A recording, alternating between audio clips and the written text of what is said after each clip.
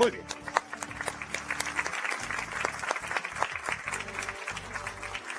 Existen muchísimas otras enfermedades que pueden parecer un problema de infarto. Por ejemplo, vamos a poner el caso de una persona que no puede respirar porque está con neumonía. Si está con neumonía, también le duele el pecho. Si ha comido mucho, puede vomitar. Si se asusta, puede transpirar un montón. Pero estamos hablando de otro caso. Entonces, no necesariamente es un infarto. Pero hay otras enfermedades que pueden parecerse a esa sensación. Por ejemplo, el reflujo gastroesofágico. Yo le pregunto a nuestro público, ¿quién no ha tenido alguna vez un reflujo? Esa sensación de que la comida se regresa. ¿Ha tenido reflujo? Levante la mano, por favor. Eso. ¿Ha tenido reflujo? Esa sensación de que la comida regresa hasta acá y luego regresa y se baja, ¿no es cierto? Una persona que se asusta después de haber tenido un reflujo severo puede parecer o sentir que lo que tiene es un infarto. Entonces vamos a tratar, junto con un médico especialista, a ver cuáles son realmente las diferencias y qué es lo que sucede con una persona que tiene un infarto o que presenta un reflujo gastroesofágico severo. Para ello, hoy día nos acompaña nuestro buen amigo, el doctor Luciano Poggi, el cirujano general. ¡Bienvenido! Hola. Hola, Luciano, ¿cómo estás? ¿Qué tal? Muy bien. ¿Qué tal? Doctor Poggi, me imagino que alguna vez debe haber tenido una situación similar a la que seguramente me debe haber escuchado. Una persona que a las 2 de la mañana bruscamente se levanta con una sensación de ahogo, de opresión a nivel del pecho y reflujo, hasta por la nariz puede salir el reflujo, que es el contenido del estómago que asciende por el esófago. ¿Te ha pasado? ¿Le ha pasado? Sí, definitivamente el reflujo, así como lo has preguntado tú, es una enfermedad prevalente en el mundo y en nuestro país está alrededor del 20 al 30%. Quiere decir que hay mucha gente que tiene estos episodios. 20-30% de la población tiene reflujo. tiene reflujo. Sí. O sea, Entonces, un montón de gente. y el gran problema que tenemos con el reflujo es cuando se presenta de esta manera similar al infarto.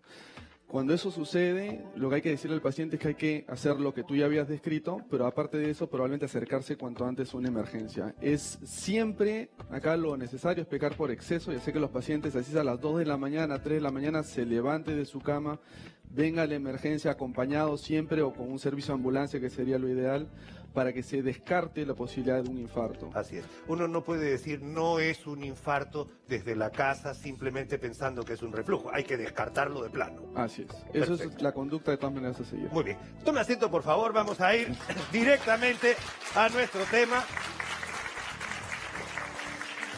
Y hoy día vamos a hablar de lo que es el reflujo gastroesofágico patológico. ¿De acuerdo? Patológico quiere decir que ya deja de ser normal. ¿Es normal, de alguna manera, tener cierto grado de reflujo, doctor Poggi? Sí, lo normal es de que hay veces cuando pequemos de comer en exceso puede haber algún episodio de reflujo.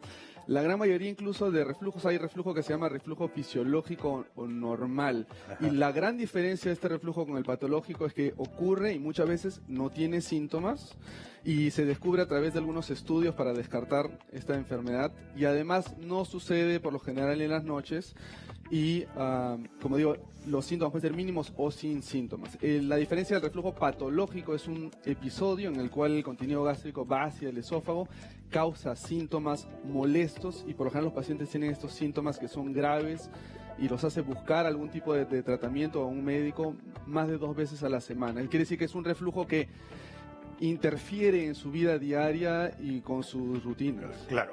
Ahora, ese reflujo esofágico fisiológico depende mucho de las costumbres. Una persona que ha comido en exceso, que ha tomado vino, ¿no? Que ha comido bastante y que además se ha recostado rápidamente en la noche pensando o viendo televisión, por ejemplo, y después de comer abundante recuestas por la misma posición, es, entre comillas, normal que haya un reflujo. Sí, sí, es más que nada más sería entendible, ¿no? O sea, hubo un Entendible, de episodio acuerdo. provocado por esta sobredistensión del estómago, ¿no? Entonces, ese es un episodio de reflujo. Si ahora esto sucediese además con mínimo estímulo, o sea, con no haber comido un montón, con no necesariamente haber tomado alcohol, con no necesariamente haber fumado, o cualquiera de estos riesgos para hacer reflujos, si eso sucediera es un reflujo realmente patológico, que hay una disfunción en el mecanismo antirreflujo de la persona. Teóricamente uno debería comer, y nosotros tenemos como una especie, no es una válvula literalmente, pero digamos tenemos un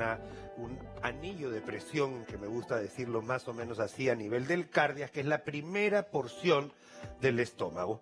Justamente tenemos una maqueta que nos puede ayudar a explicar un poquito más qué cosa es el reflujo. Acompáñame, por favor, doctor Pori. Vamos, Luciano, a ver.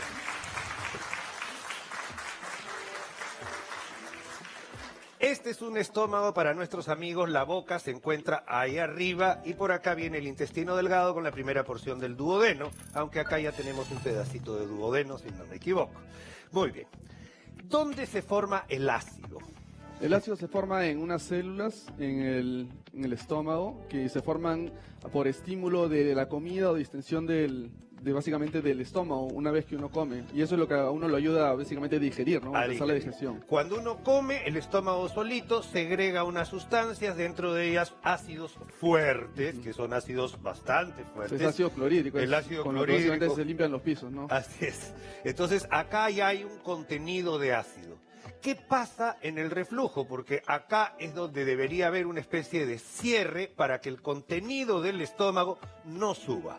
Sí, en el reflujo lo que sucede es que esta configuración del estómago muchas veces puede estar alterada, o el estómago al estar sobredistendido, esta pequeña unión hace de que ya no se cierre, sino que vaya el contenido gástrico hacia el esófago y produzca esa sensación de quemazón o dolor, ¿no?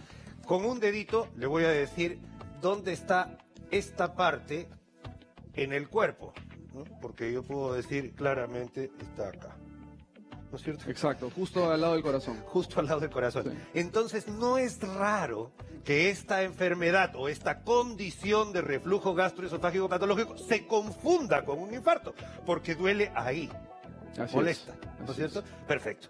Entonces, acá hay varias cosas. O lo que uno ha comido es mucho, o el mecanismo de protección que tiene esto no está funcionando bien, o simplemente hay una disfunción del esfínter acá que hace que la comida sube y baje. ¿Qué pasa acá arriba cuando este ácido comienza a fastidiar, cuando comienza a llegar a esta zona? Sí, lo que sucede es que el esófago no está preparado para recibir este contenido gástrico. Esta parte sí. Sí, esta parte sí son otro tipo de células. Entonces las células aquí o la cobertura del esófago se ve irritada e inflamada y eso puede con el tiempo devenir en lo que es esofagitis. Pero lo que sucede, y acá el principal punto para diferenciarlo con el infarto, es que cuando este contenido gástrico, cáustico, llega al esófago, hace que el esófago se contraiga y haya un espasmo. Ese espasmo y ese dolor es el que realmente hace que los Hace que los pacientes crean que tengan Totalmente un de infarto, acuerdo. ¿no? Nos vamos acá para seguir conversando un momentito.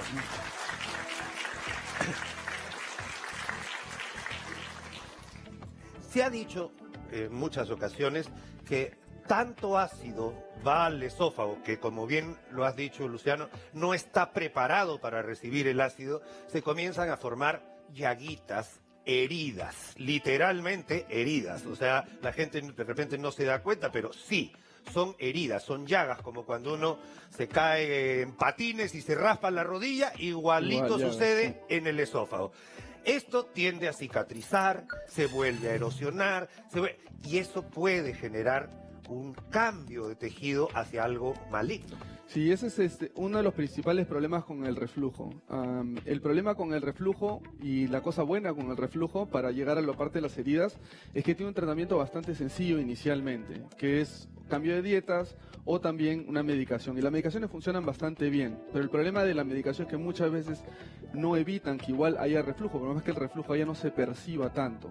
De todas maneras, es la exposición crónica a este contenido gástrico Lo que hace el daño. lo que hace el daño. Y ese tejido muta para tratar de protegerse por inflamación crónica, para no percibir tanto la inflamación. Y esa mutación es lo que se llama, o cambio mejor dicho, de células, más que mutación, se llama esófago de Barrett. Y el esófago de Barrett es un precursor de cáncer esofágico que, dicho sea de paso, el aumento de cáncer esofágico en los últimos 20 años es terrible, probablemente secundario al aumento de reflujo, que está a la par con otras enfermedades que aquejan el mundo, como por ejemplo la obesidad, ¿no? De acuerdo, entonces, totalmente de acuerdo, y además antes lo que solíamos ver más como cáncer de esófago era en el tercio superior, en el tercio medio, y ahora lo vemos en el tercio inferior, casi en su unión con el estómago, lo que hace que tenga muchísima relación con los estilos de vida. Así es. Y esta displasia, este cambio de tejidos, es una lesión precursora de cáncer. Así es. Muy bien. Estamos viendo lo que vendría a ser un reflujo agudo con un espasmo de esófago que nos confunde con un infarto.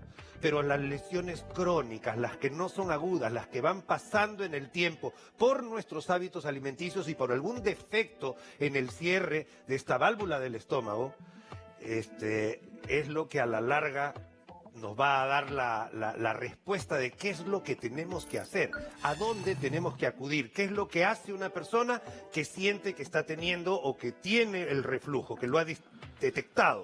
Ahí creo que lo que es importante decir para darle pie a este tema es lo que nosotros los cirujanos gastrointestinales por lo general decimos es infarto, que no es infarto, es reflujo, ¿no? Claro, entonces, en Estados Unidos se llama heartburn, sino, sí, o sea, pues, quemadura sí, de corazón, así ¿no? es, Me quema el sí, corazón, efectivamente. Entonces el paciente que ya se le descartó un infarto y llega a nuestro consultorio con estos episodios repetitivos de reflujo tiene que seguir una evaluación para ver cuál va a ser su tratamiento ideal, ¿no? La primera cosa que hay que hacer es una buena historia clínica, ver si es que hay factores de riesgo para el reflujo, ya sea como por ejemplo obesidad, tener problemas anatómicos como hernias hiatales, pacientes que fuman, pacientes que son obesos, que había dicho, pacientes por ejemplo en términos de comida, qué es lo que come. Entonces hay que hacer un screening de todos estos problemas y ver cómo se pueden mejorar, y después de eso se le da un tratamiento que es básicamente una medicina que es muy conocida que se llama omeprazol o inhibidores de básicamente ácido gástrico. Luego de eso no es que ahí termina la cosa, sino es que ahí recién empieza. Ahí recién empieza, totalmente. Entonces, de acuerdo. este paciente necesita un seguimiento a largo plazo para saber